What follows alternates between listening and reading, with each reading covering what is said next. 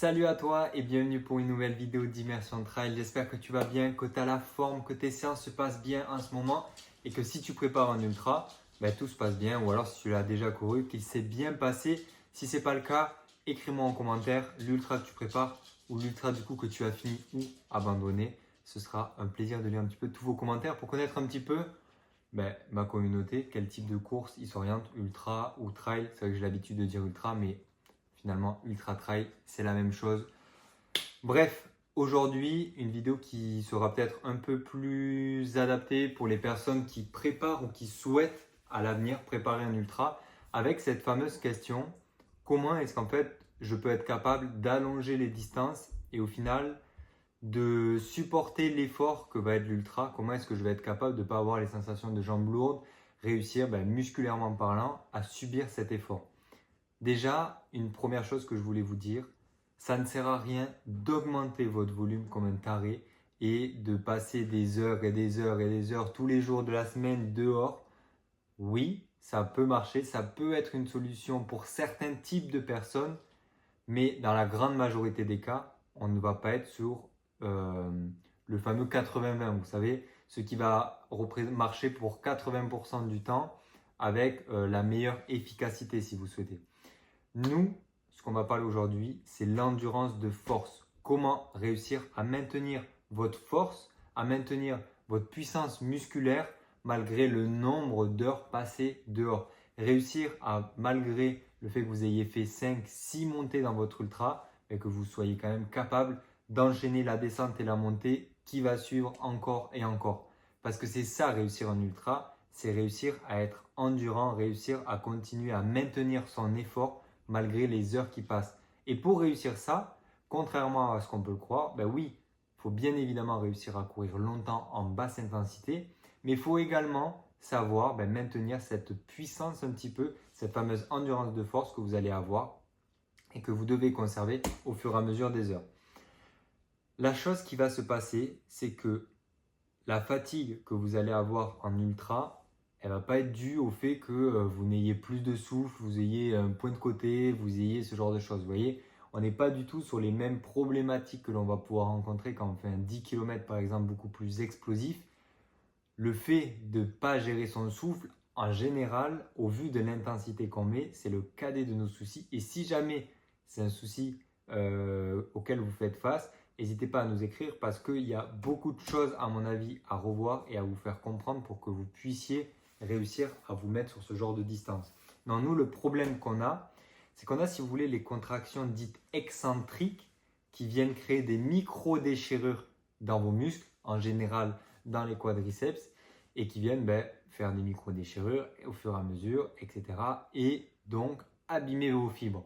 Ça va avoir comme résultat d'avoir des jambes lourdes, de moins en moins de puissance au final, et de se retrouver dans une montée où on est là en mode putain mais j'ai plus de jambes, vraiment je n'avance plus, j'ai zéro sensation, alors qu'au niveau du cœur, au niveau du souffle, tout va bien, mais au niveau des jambes, on a les jambes complètement coupées et on n'arrive pas à s'exprimer, on n'arrive pas à avoir de sensation de jambes. Bon bref, voilà, vous voyez un petit peu cette sensation. Si ce n'est pas le cas, tant mieux, c'est-à-dire que vous n'avez jamais été confronté à ce problème-là, mais pas mal de personnes qui ont déjà fait de l'ultra ou de la longue distance connaissent un petit peu cette problématique. Ce qui se passe, c'est que la descente va abîmer vos jambes. On a trop tendance à se concentrer sur oui, il faut que j'améliore ma montée, etc. Mais là où vous créez des micro-déchirures, là où vous cassez la fibre, c'est en descente. Oui, la montée, c'est réussir à être plus puissant et tout, mais en fait, en descente, dû aux contractions que je vous ai parlé, vous allez venir déchirer une fibre et en montée, venir la gorger de sang. Et en fait, si votre fibre n'est pas capable d'être un peu élastique, si vous voulez, elle va être gorgée de sang. Et quand vous allez descendre, vous allez créer des chocs, des grosses contractions qui vont venir à ce moment-là créer des micro-déchirures. Donc, très important, la descente doit faire partie de votre entraînement. Vous ne pouvez pas préparer une course, un trail en l'occurrence, si vous ne vous entraînez pas en descente. La montée, c'est très important, mais la descente tout autant, ça doit représenter à temps égal d'entraînement en montée et en descente. Bref, c'est que du coup, ce que je voulais conclure ça, c'est qu'une fibre pas réparée va s'abîmer, pas préparé, pardon, va s'abîmer plus vite. Si vous ne vous entraînez pas en descente, vous allez déchirer de la fibre plus rapidement et donc être confronté au problème que je vous ai dit beaucoup plus rapidement. Et nous, on veut pas ça, on veut finir notre ultra, donc il faut se préparer. Comment est-ce qu'on se prépare concrètement pour progresser en descente, réussir ces exercices d'endurance de force? Pour ça, j'ai découpé 2 catégories, en extérieur et à la maison, avec du coup, je me suis contenté de vous présenter un type de séance de fractionné que vous allez pouvoir répliquer et un peu comprendre comment elle fonctionne pour répliquer à différentes problématiques que vous allez rencontrer. Il faut savoir qu'il existe tout plein d'exercices d'endurance de force et que je peux vous renvoyer vers la formation Road to Ultra si vous souhaitez avoir des idées de fractionner, de choses à mettre en place sur comment progresser, comment mettre en place un plan d'entraînement, mais aussi pas que ça, être prêt pour un ultra, c'est pas que la partie sportive, c'est la partie nutrition, mentale, kiné, gestion de la course, gestion des ravitaillements. Toutes ces choses-là, vous les retrouvez dans la formation Road to Ultra. Vous avez le lien en description. Cliquez dessus si vous êtes un petit peu curieux. Vous allez forcément trouver des choses qui vous intéressent. Donc, je vous renvoie là-dessus. À l'extérieur, les séances de fractionné qu'on peut retrouver, enfin du moins là que j'ai sélectionné, que vous pouvez décliner de plusieurs façons. Vous prenez une côte à côté de chez vous. Vous allez pouvoir courir 5 minutes environ dedans. Ok, 5 minutes à allure course. Vous prenez cette côte. Donc on fait 5 minutes, vous l'aurez compris, à allure course en montée. Et de suite, on enchaîne avec 3 minutes à bloc en descente. Attention, ne vous cassez pas la figure. Essayez de maîtriser votre descente. Mais vous voyez, on descend chaud. On descend vraiment en mode rapide pour venir créer de l'impact au sol, créer des chocs et descendre le plus rapidement possible tout simplement. Au bout de ces 3 minutes, on se laisse 3 minutes de récup sur plat. Ensuite, on fait un petit aller-retour avant de revenir à la montée pour refaire nos 5 minutes, 3 minutes, 3 minutes, etc. Donc, quand vous voyez, c'est 5, 3, 3. OK? Ces 5, 3, 3, du coup, vous pouvez les répéter 3 à 8 fois selon votre niveau et oui, suivant principalement votre niveau et la charge que vous voulez vous mettre dessus. Je vous conseille de commencer par 3-4 si c'est la première fois que vous réalisez ce type d'exercice parce que c'est des exercices vraiment qui tapent fort parce qu'on va créer de grosses contractions à la montée, on va venir mettre du lactique, des déchets dans les jambes pour venir tout exploser ensuite en descente. Donc c'est des séances assez costauds et progressivement augmenter le nombre de répétitions. La progressivité, ça doit être le mot-clé dans tout ce que vous faites. Vous commencez à le comprendre maintenant si vous suivez un petit peu nos vidéos.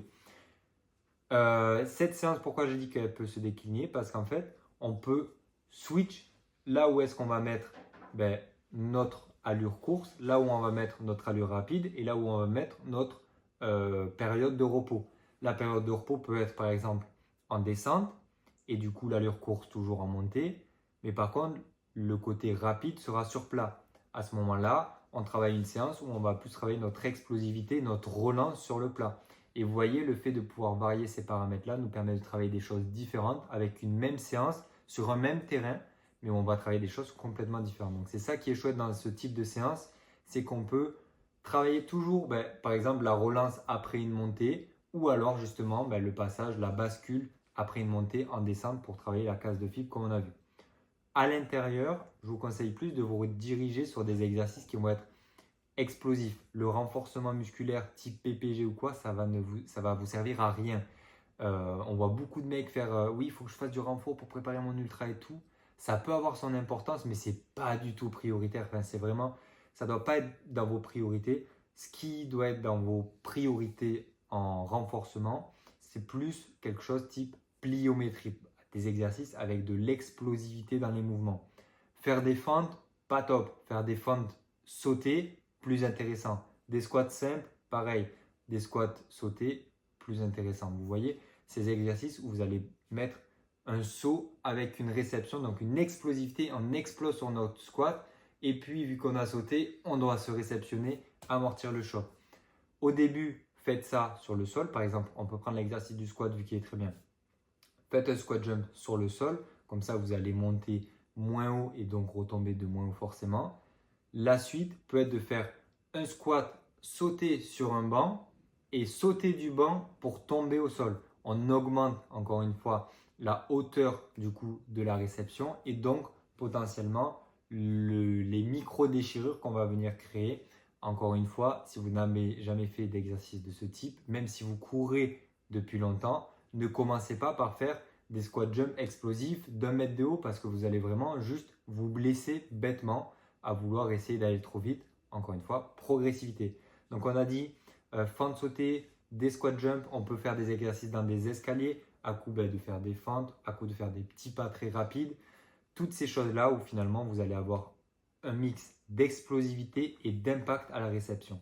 Voilà, c'est ces choses-là qui vont vous permettre réellement de progresser, de travailler votre endurance de force et donc de réussir à courir 6 heures tout en ayant encore la capacité à continuer à monter et à descendre sans avoir des jambes complètement flasques et inutiles. Bref, j'espère que cette vidéo vous a plu. En tout cas, si jamais vous préparez un ultra, comme je vous l'ai dit, n'hésitez pas à nous mettre ça en commentaire, à rejoindre pourquoi pas notre compte Instagram si vous souhaitez toujours avoir du contenu un petit peu plus exclusif, intime. C'est plus sur Instagram que ça se passe avec les stories ou les réels tous les jours. Et puis, ce que je peux vous conseiller, c'est de rejoindre notre communauté 100% gratuite WhatsApp. Vous avez le lien en description dans lequel vous allez pouvoir poser vos questions. Vous avez les retours de nos athlètes sur les différentes courses qu'ils ont fait.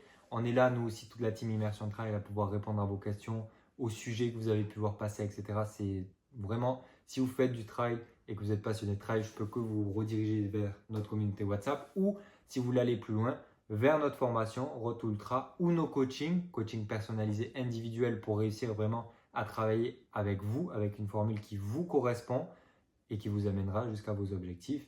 Et si jamais vous avez aimé la vidéo, mettez un petit pouce bleu, ça nous apporte beaucoup de soutien.